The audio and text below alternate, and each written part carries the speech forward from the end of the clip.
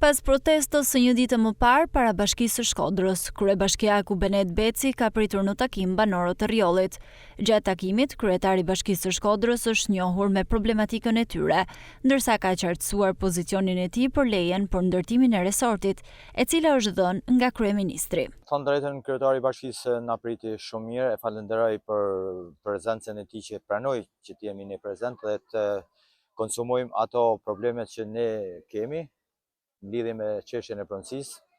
Ai nuk kishte asnjë lloj kompetencet dhe unë e kam zero kompetencë për këtë territorin timin. Ligji është bërë i tillë që unë mi kanë heqë gjithë kompetencat, jo vetëm mua si kryetar bashkie i rrethit Shkodër, por ja kanë hedhë gjithë territorit bregdetar që nga Saranda deri në Shkodër.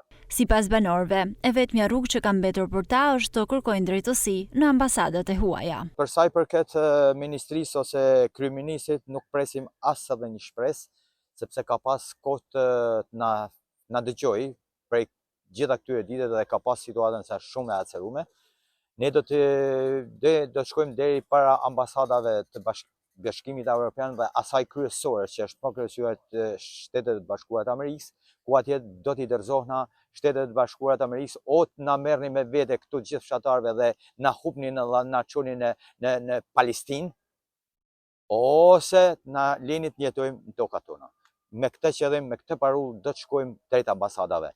Na largoni prej këtu ose do vritemi. Banorët e Rrjollit vjojnë protestat prej më shumë se 7 ditësh, ndërsa punimet për ndërtimin e resortit turistik vjojnë.